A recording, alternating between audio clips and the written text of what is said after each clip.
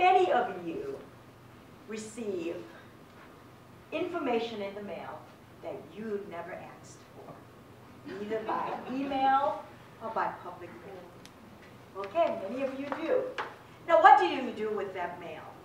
Do you throw it out? Do you read it and see what it is that they're selling you? What do you do with it? Or do you get flummoxed by the information and just put it on a shelf someplace? Cold calling is somewhat like you receiving that mail that you never asked for. It is an opportunity for the salesman to make some contact with an individual who is not their client, but they would love to have as their client. If they make about 15 calls, chances are only one person would respond or invite them to hear what it is that they are selling. Just like if you receive, maybe one out of all of you may actually contact someone that you've received that junk mail from. Cold call is generally a call that is made, and it can be done either by phone or it can be done by an individual going into an office and seeing people.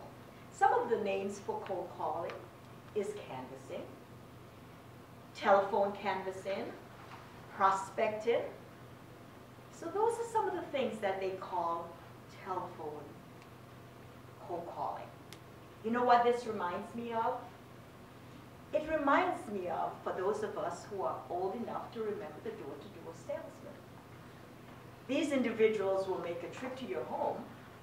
You never knew what it is that you're going to buy, but you may end up with an encyclopedia or some pots that you never wanted, or a response to come back in terms of selling you that product. That is what cold calling is.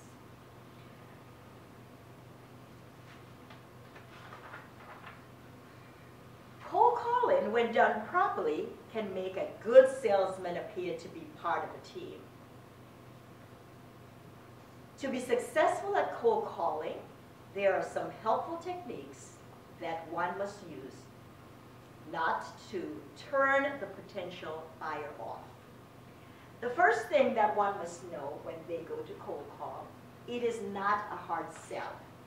It is introducing that individual to a product. First, you need to make sure that you are building a relationship with that individual.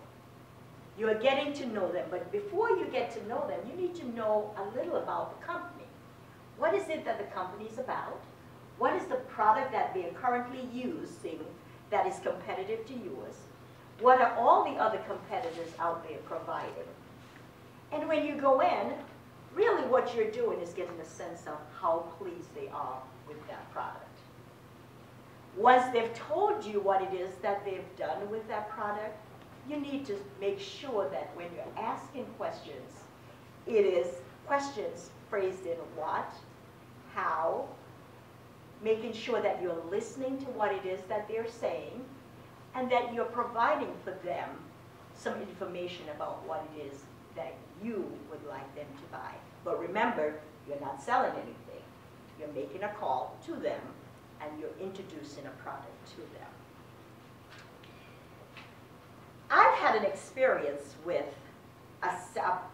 when you're selling a product is building trust. And I have had a similar, what I would call, not a cold call, because I went to the place looking to see what it is that they had. I wasn't really thinking of buying, but the salesman said, you know, whether you buy this car or not is neither here nor there to me. I'm going to get paid. I'm not paid by commission. But I want you to know my car is the #1 car. And the competitors out there can't beat it.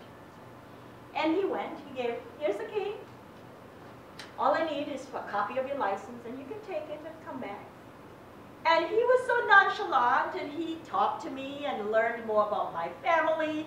And he went on, and he says, do you want to take it for a ride? I said, oh, sure, why not? I did not purchase that car, but by the whole response by the salesman, I ended up taking my sister-in-law to this salesman to buy a car.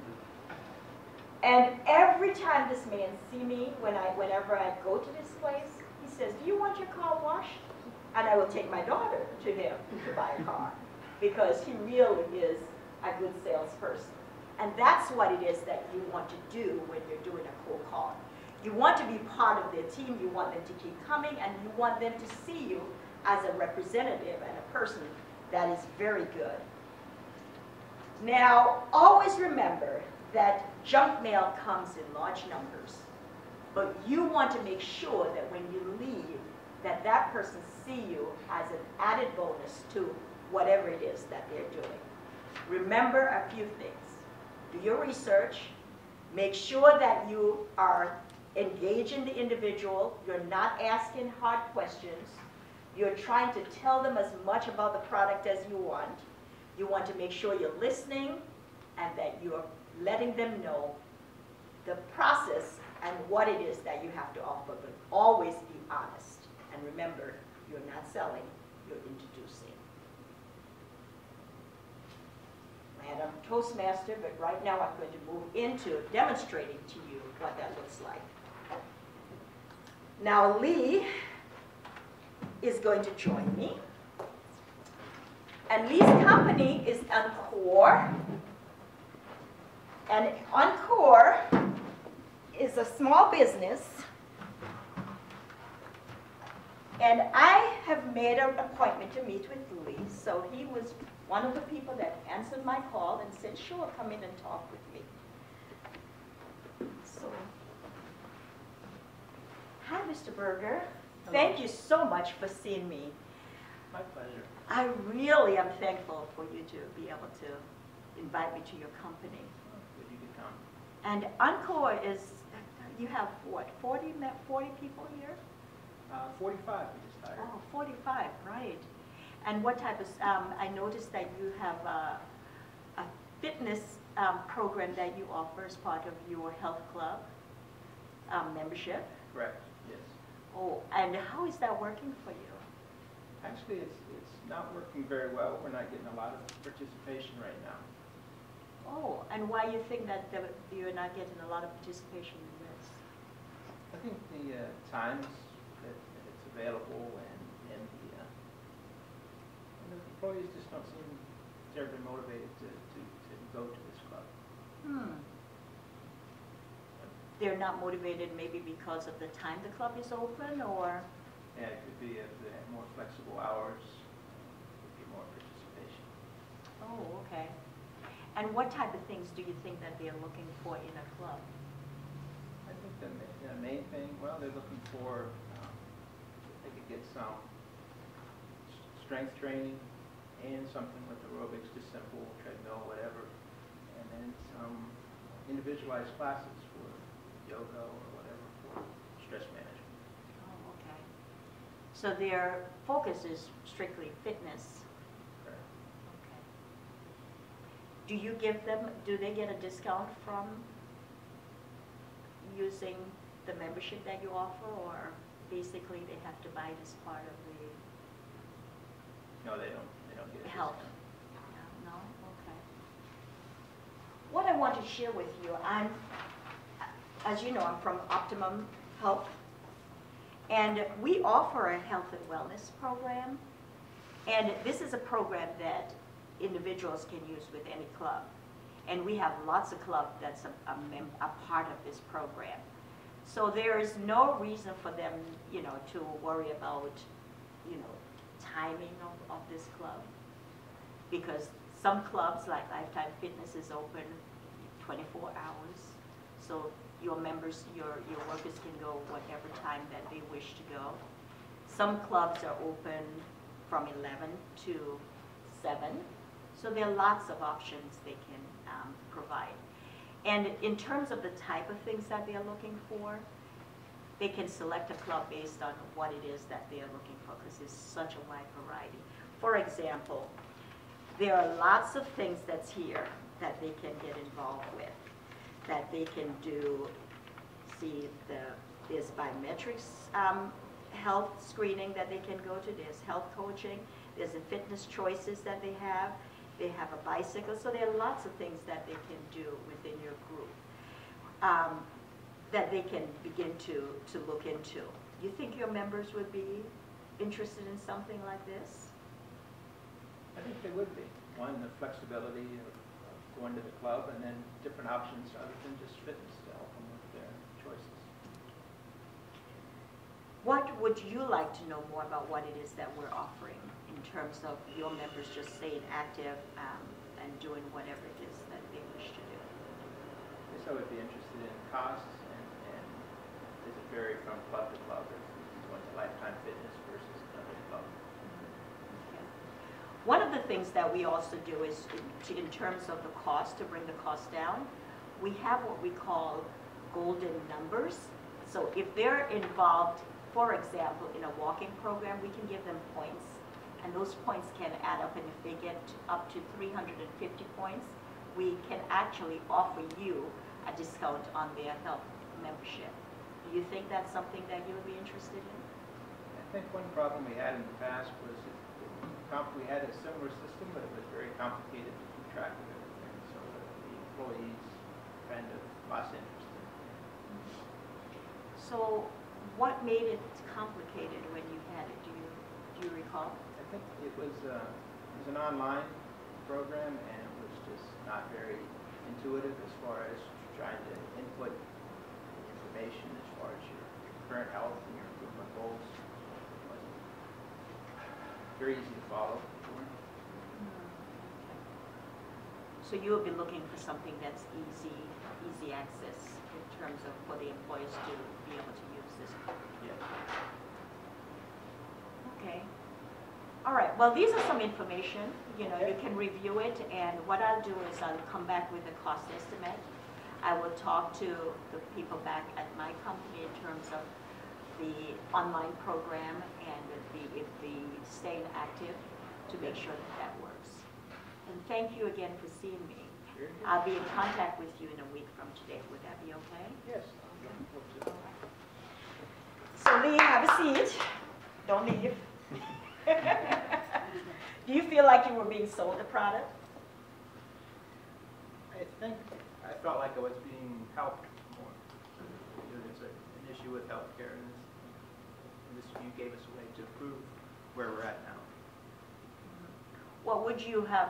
What do you see as the? What would you have liked to have some more information about? I guess just a ballpark on cost, just to know where it fits in. Well, based on what I've told you about cold calling, what is some feedback that you can provide to me? Seemed very comfortable. The whole process wasn't confrontational. It wasn't, like you said earlier, you weren't asking questions that put him on the spot. It was more of a joint effort to solve a problem, which made it seem very comfortable. Okay, thank you. Some others? You have great skills. You're so patient. Okay. You did good. Thank you. Any others? It didn't seem scripted. I've actually received cold calls where you can tell like they're just reading, and you can tell they're not comfortable in what it is that they're selling.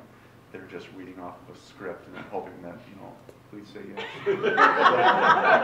So it didn't seem scripted. It was very good. Yeah. And remember, this is very hard for salespeople to do. What I really thought was good was the flexibility you allowed Lee when he was talking about a system of tracking usage.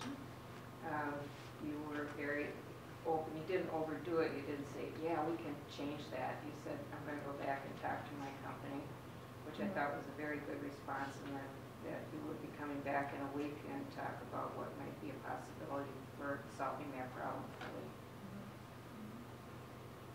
I'd have to say one of the biggest things that I learned is you listen. You really listen to what he was asking, and then you follow it up with yes, I'll get back to you, or you'll provide the rate sheet information. I thought that was really good. Thought that was good as well. You were really balancing, giving your information as well as listening to the needs and giving them time to ask what they needed. You would really listen to their needs instead of just giving them this sales job, but you took time to listen and hear from what their needs actually were. Okay. I think for me, this is the first time I heard about not selling, introducing. That's a very good point. Sometimes we feel pressure. Are you going to ask me to buy something? There we sometimes will take away people. That's a very good point. Thank you for your feedback. Madam Toastmaster.